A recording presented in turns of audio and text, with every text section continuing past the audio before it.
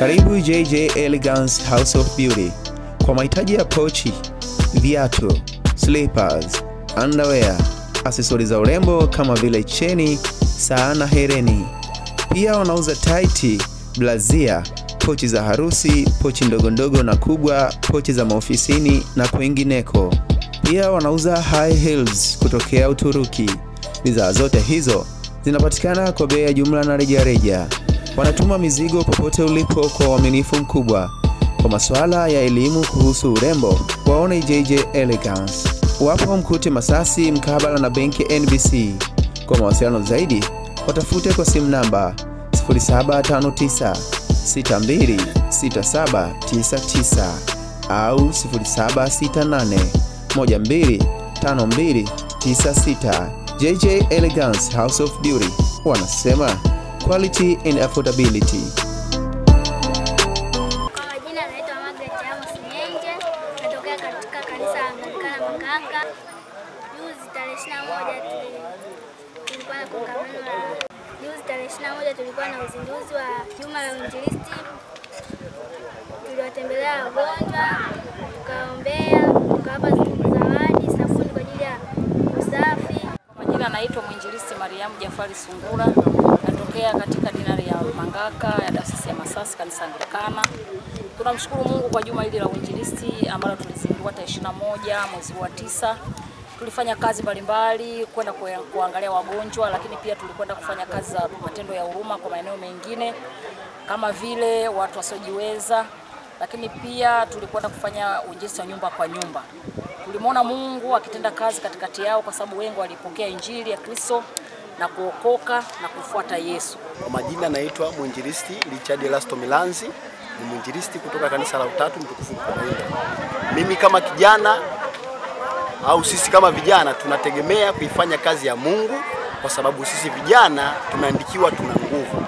Kwa hiyo sisi kama vijana yatupasa tutumike kwa kadri ya Mungu alivyotujalia, kwa sababu kwa sasa tuna nguvu, tuna uwezo wa kufanya kazi ya Mungu. Hivyo Mungu atatusaidia katika maisha na katika utumishi wetu. Mimi kama kijana kuna vitu vingi ambavyo nimejifunza kwa sababu kulikuwa na mababa wengi sana, pia imani imeongezeka. Pia tumepata kuona kabla ya hitimisho tulikuwa na uinjilisti wa nyumba kwa nyumba. Tuliweza kuwafikia Wakristo wengi na leo hii wamefika mahali hapa. Tumesifu, tumeabudu, tumeomba pamoja. Kwa hiyo mimi kama kijana imenifunza hii kazi ya kuwa yatupasa tuzunguke, tuwavute watu ili tujumuike, tutende kazi ya Mungu. Kwa majina naitwa Padre Eric Frank Fredrick wa kanisa la mtaa wa Chisegu, Dayosisi yetu ya Masasi. Leo ni siku njema sana kwa kanisa Anglikana Tanzania Dayosisi ya Masasi kwa kazi kubwa ya uinjilisti iliyofanyika ndani ya juma hili, na tumeona mkono wa Mungu unavyoendelea kufanya kazi. Hamasa kwa kanisa na Wakristo mbalimbali ili kanisa la Mungu lipate kuendelea. Tunatamani kuwaona watu wanaotambua wajibu wao ni nini ndani ya kanisa, na sifa kubwa ya Kristo ni kujua ni nani aliyewaita katikati ya maisha tulionayo.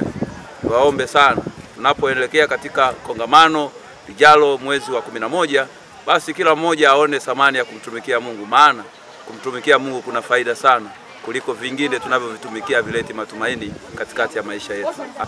Kwa majina tu mchungaji kasisi Edwin Sana Kajumu, natumika Dayosisi ya Masasi nikiwa mratibu wa idara ya utume na uinjilisti.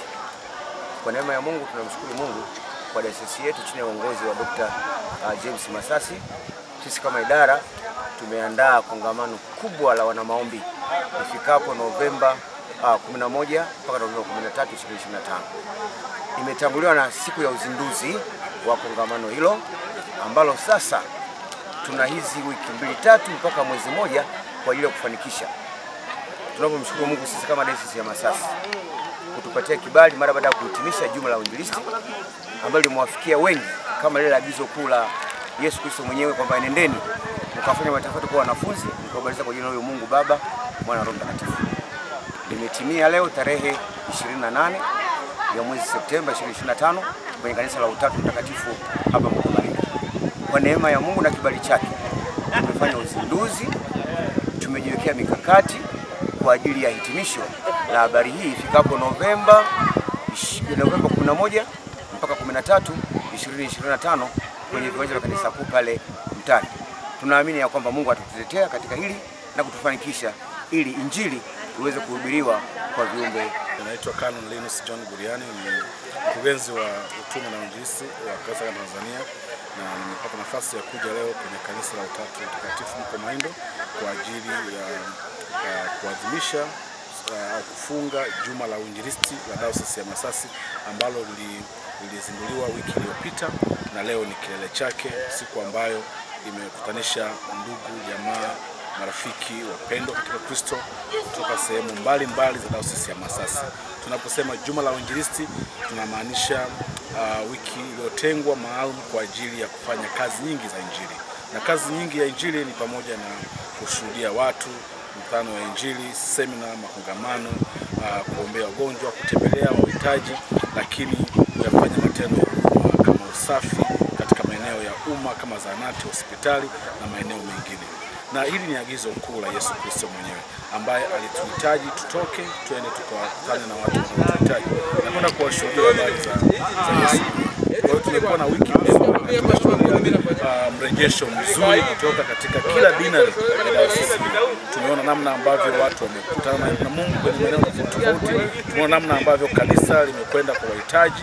Tumeona namna ambavyo jamii ya Masasi imepata nafasi ya kusikia neno kutoka katika makundi ya watu tofauti. Na imekuwa ni wiki mzuri, na hata leo imekuwa siku nzuri.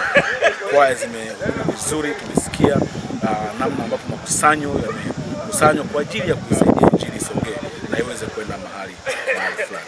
Tunamshukuru Mungu kwa sababu katika wiki hii kumekuwako na mrundikano wa shughuli nyingi ambazo idara ilikuwa imekwisha kupanga, na lengo kubwa ilikuwa ni kuhakikisha tunawafikia watu wote, kwa sababu imeagizwa kwenye Marko 10 ni sharti injili ihubiriwe kwa watu wote au kwa mataifa yote. Kwa hiyo namshukuru Mungu kwa kupata nafasi ya kuwepo na kuwa sehemu ya watu ambao wamealikwa kuja kuhitimisha kama wageni, na namtukuza Mungu kwamba tumefanya vizuri na tunawatakia kila la heri. Lakini pia leo hapa ndani tumezindua kongamano la maombi ambalo linakusudiwa kufanywa tarehe 11 mpaka tarehe 14 mwezi Novemba.